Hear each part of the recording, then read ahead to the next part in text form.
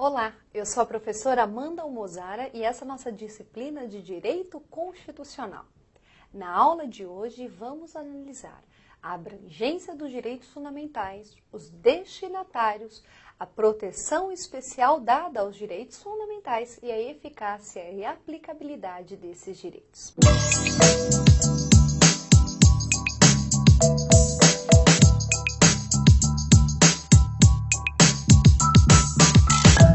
Muito bem, começando então com a abrangência dos direitos fundamentais. Vimos em blocos anteriores que os direitos fundamentais, eles estão consagrados no título 2 da Constituição. Ou seja, direitos fundamentais é o gênero que abrange as seguintes espécies: direitos individuais, direitos coletivos, direitos sociais, direitos de nacionalidade, direitos políticos e eleitorais e partidos políticos. Temos aqui os artigos 5º ao artigo 17 da Constituição. Então, quando eu falo direito fundamental, eu estou falando de todos esses direitos, porque direito fundamental designa o gênero. Direitos individuais consagrados no artigo 5º, os direitos coletivos também. Direitos sociais que estão consagrados do artigo 6º ao artigo 11 da Constituição. Os direitos de nacionalidade no 12 e 13, os direitos políticos e eleitorais 14 a 16 e os partidos políticos no artigo 17 da Constituição. Então, cuidado! Quando eu falo direito fundamental, eu estou abrangendo todas essas espécies de direitos que nós acabamos de mencionar. E é importante a gente entender essa temática pelo seguinte: se você for até o artigo 60, parágrafo 4º da Constituição, você vai ver lá as chamadas cláusulas pétreas. O que são as cláusulas pétreas?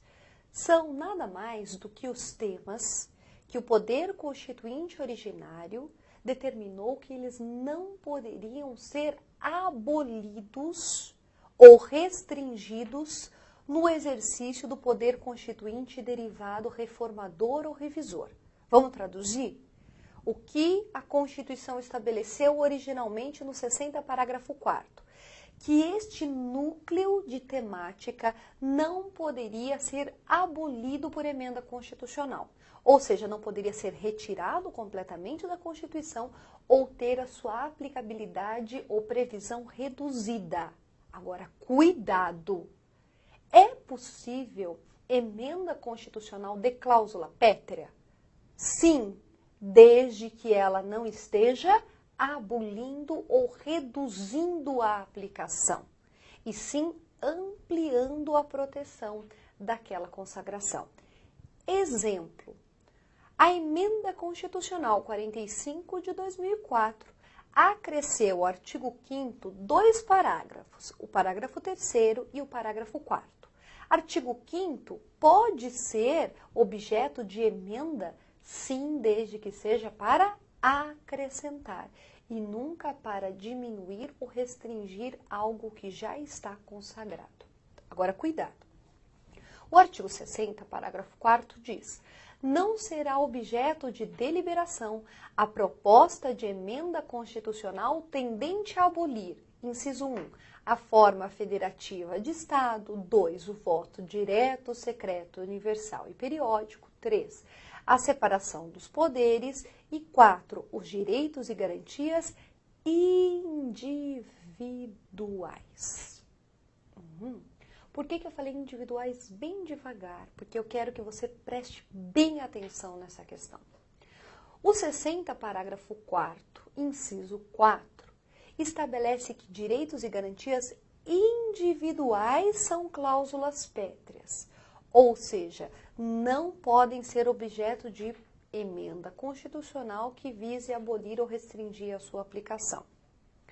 Agora, a gente acabou de ver que os direitos fundamentais não se restringem aos direitos individuais. Quando eu falo direito fundamental, eu estou falando de todas aquelas espécies, o que significa dizer que direito individual é uma das espécies de direitos fundamentais.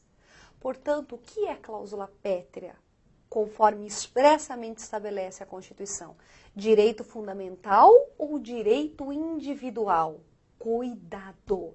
Direito individual. Aí você fala, ai professora, quer dizer que só o direito individual é cláusula pétrea? Nenhum outro direito que é fundamental é cláusula pétrea? Não por previsão expressa, mas sim por interpretação extensiva dos nossos tribunais. E essa interpretação, ela é baseada em um princípio, que é chamado princípio da proibição do retrocesso. A ideia é simples. Quando eu tenho um direito fundamental, eu tenho um direito extremamente importante à pessoa. Esse direito, ele é um direito que protege a pessoa do abuso e do arbítrio daquele que está no poder, garantindo condições mínimas para que ele exista de forma digna. Tudo bem. Se esse direito tem esta natureza, esta importância, a partir do momento que esse Estado documenta e reconhece esse direito, não seria possível tirar esse direito, abolir ou diminuir a proteção. Por quê? Porque a gente estaria dando um passo para trás. Por isso, o princípio da proibição do retrocesso consagrou um direito fundamental, não pode mais diminuir ou retirar aquela proteção. Por quê? Porque em direito fundamental a gente olha para o futuro e nunca para o passado. A ideia é sempre consagrar e aumentar a proteção, nunca diminuir a proteção. Por isso que expressamente são cláusulas pétreas os direitos e garantias individuais. Agora, por uma interpretação extensiva desse dispositivo, com base no princípio da proibição do retrocesso, todo e qualquer direito fundamental seria cláusula pétrea.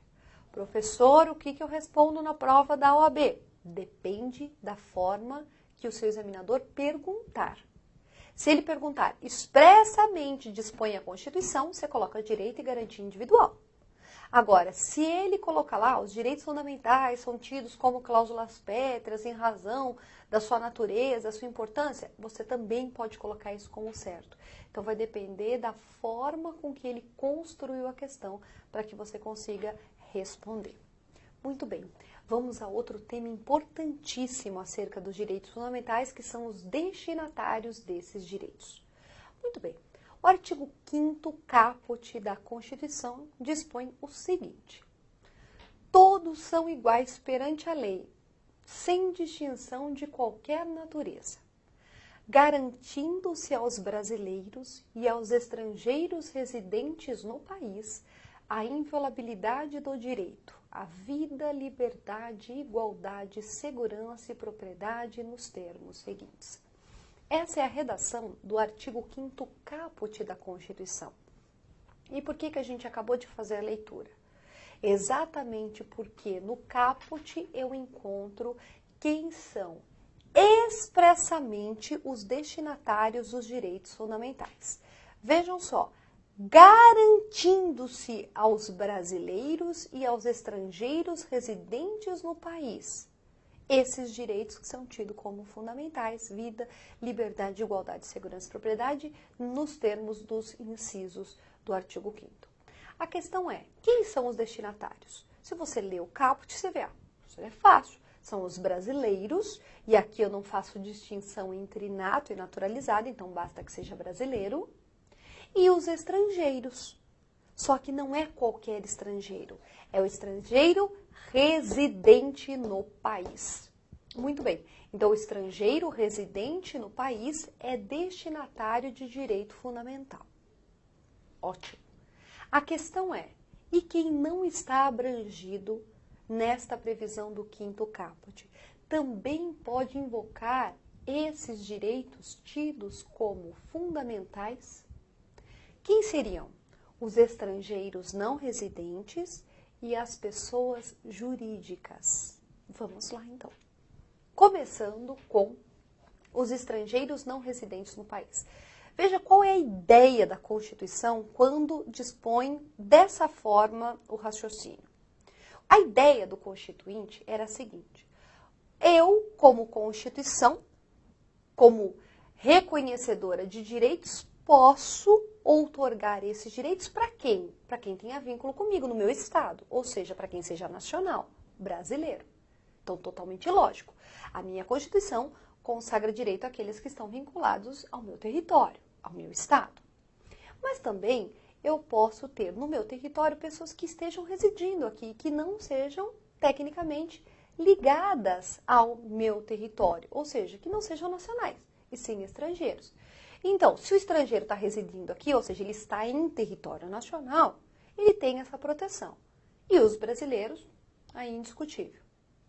Só que ao tentar ampliar a proteção, o Constituinte acabou restringindo. Por quê? Eu posso consagrar direito fundamental a um argentino que está morando em Buenos Aires? Não. Por quê? Porque ao argentino é invocado o quê? Os direitos reconhecidos e previstos pelo Estado soberano argentino. E não pelo Brasil. Então, a invocação é da Constituição argentina, não da Constituição brasileira. Por quê? Porque ele é argentino e está no território argentino. Agora, e se esse argentino pega o seu carro e vem até o Brasil? Ele está em território nacional. Ele não mora aqui, mas ele vai passar as férias, 2 meses aqui de férias.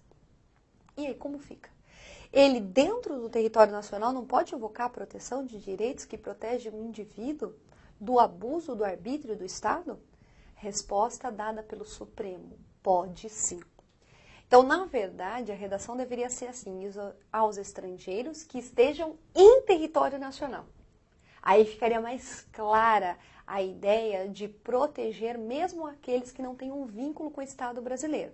Que a Constituição brasileira não poderia outorgar direitos, por exemplo, aos japoneses, que estejam no território japonês, porque lá eles têm o reconhecimento de direitos próprios de forma soberana por aquele Estado. De qualquer forma, esse é o entendimento adotado pela jurisprudência pátria. Existe uma corrente doutrinária que entende em sentido contrário, que diz que, na verdade, os estrangeiros não residentes que estejam no território nacional não podem invocar a proteção da nossa Constituição, mas sim devem invocar instrumentos que possam ser aplicados em território nacional que tenham a mesma natureza, ou seja, tratados internacionais de direitos humanos. Tem a mesma natureza, mas ele não está restrito à questão da soberania e reconhecimento daquele Estado. Pode ser invocado independente do local ou do Estado que a gente esteja falando. Então, esses estrangeiros deveriam invocar a proteção de tratados internacionais, ou seja, fundamento de direitos humanos. Mas o Supremo entende que não. Basta que esteja em território nacional para que possa invocar a proteção da Constituição e de direitos fundamentais. Com relação às pessoas jurídicas, a ideia é a mesma. Todavia, com relação às pessoas jurídicas, a proteção ela vai até onde couber com relação à constituição dessa pessoa. Tem uma pessoa jurídica, então não são todos os direitos fundamentais que são aplicáveis a elas. Então, as pessoas jurídicas, na medida em que houver a possibilidade de aplicação, também são destinatárias de direitos fundamentais. Em resumo, quem são os destinatários de direitos fundamentais? Todas as pessoas, físicas ou jurídicas, nacionais ou estrangeiras, desde que estejam dentro do território nacional. E para terminar essa aula, vamos falar da eficácia e aplicabilidade dos direitos fundamentais. Vamos analisar o artigo 5º, parágrafo 1º. O artigo 5º, parágrafo 1º, dispõe o seguinte: as normas definidoras dos direitos e garantias fundamentais têm aplicação imediata. Aí você lê esse dispositivo, tranquilo, decora para a prova e depois acaba errando na hora da prova. Aí você fala, professora, eu decorei e errei. Por quê? Porque o seu examinador, ele pode brincar com a palavra aplicação e aplicabilidade. Então, a gente não pode confundir a aplicação com aplicabilidade dos direitos fundamentais. Quanto à aplicabilidade dos direitos fundamentais. A aplicabilidade, lembra? Eficácia e aplicabilidade das normas constitucionais. Eu tenho normas de eficácia plena, contida e limitada. A plena e a contida têm aplicabilidade imediata. Já a limitada tem aplicabilidade imediata, o que significa dizer depende de um instrumento que viabilize, que possibilite o exercício desses direitos. Agora, a aplicabilidade, ela não se confunde com a aplicação. Então, eu tenho, quanto à aplicabilidade, direitos fundamentais com aplicabilidade imediata, ou seja, normas que têm eficácia plena e contida, que são, na maioria, os direitos individuais, e aplicabilidade imediata. São, em maioria, as normas de eficácia limitada, os direitos sociais, econômicos e culturais. Então, o artigo 6º tem aplicabilidade imediata. Artigo 5º, na sua grande maioria, não são todos. Aplicabilidade imediata. Agora, isso não tem nada a ver com o que dispõe o artigo 5º, parágrafo 1º, que diz: as normas definidoras de direitos e garantias fundamentais têm aplicação imediata. Aí você fala, professora, como que pode ter aplicação imediata se a senhora falou que tem aplicabilidade imediata em direitos sociais? A questão é a seguinte: o que significa aplicação imediata? Aplicação imediata significa que os direitos e garantias fundamentais são dotados de meios e elementos que possibilitam a sua efetivação. Na verdade, existem instrumentos, mecanismos que possibilitam, que efetivam a sua aplicação. Exemplos: ADIM por omissão e mandado de injunção. Então, no artigo 5º, propriamente, o mandado de injunção, que a gente vai estudar no momento oportuno, seria um instrumento, um meio que possibilita a aplicação imediata do direito fundamental. Por quê? Porque mesmo que eu não tenha a norma que defina, que regula aquele direito, eu tenho um instrumento que me possibilita o exercício desse direito, mesmo quando não haja regulamentação devida naquele caso. Ou seja, tem como suprir a ausência de uma regulamentação. São os mecanismos que possibilitam e efetivam a aplicação dos direitos fundamentais. Então, cuidado, hein? Não confunda a aplicação imediata, que todos os direitos fundamentais têm, que são os meios e elementos que possibilitam a sua efetivação, com aplicabilidade imediata. Essa também aplicável aos direitos fundamentais, e aí vai depender da eficácia da norma, se plena, contida ou limitada. Espero que você tenha gostado dessa aula e convido você para compartilhar, curtir e assistir o nosso próximo encontro, que a gente vai falar do tema que mais tem sido cobrado no exame da OAB, Tratados Internacionais de Direitos Humanos, artigo 5º, parágrafo 3º. Obrigada pela atenção e até lá!